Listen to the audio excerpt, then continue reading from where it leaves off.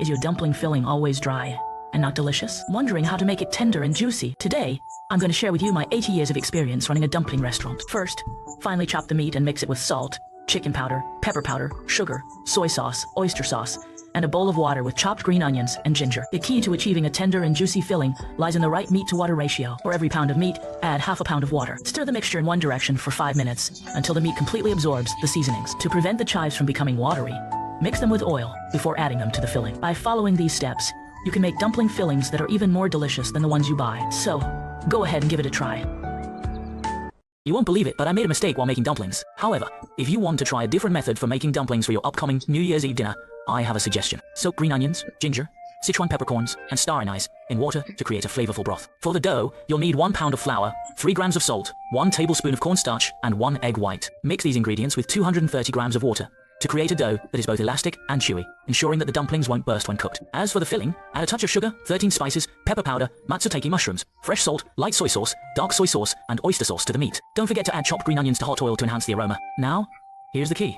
Why not add the water earlier? Well, it's all about preserving the texture of the meat and ensuring it remains tender and juicy. The trick is to gradually add small amounts of water to the meat filling, rather than adding it all at once like a sauce. And here's a tip. Beat an egg yolk before adding the vegetables. This will not only help preserve the meat's texture, but also make the dumpling filling tender and juicy. Wishing you good health, success in all your endeavors, and prosperity. Your support means a lot to me. If you enjoyed this video, please give it a thumbs up and save it for future reference. Since the Lunar New Year is just around the corner, consider following me so you can easily find this recipe whenever you want to make dumplings. The skin of the dumplings is not chewy enough and tends to break when cooked. Today, Teacher Sue will share with you a recipe for making dumpling skins. We will need 500 grams of high gluten flour, then add 5 grams of salt and a potato cushion weighing 10 grams. Next, prepare 260 grams of cold water. Pour the water into the flour gradually while stirring. First, we need to mix the flour into a crumb-like texture. At this step, adding starch mainly serves 3 purposes. First, it makes the dumpling skins chewier. Second, it helps prevent the skins from breaking during cooking. It gives the dumpling skins a glossy appearance.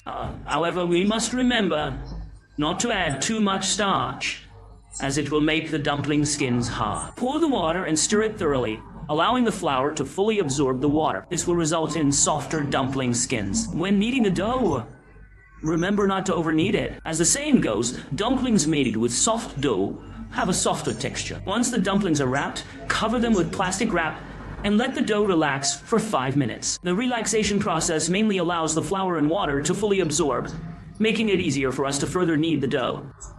The dumpling dough should be kneaded until it becomes smooth and shiny. Adding water during the kneading process helps form gluten, while kneading the dough in this step makes the dough more compact, allowing the dumpling skins to be more stretchy. Great!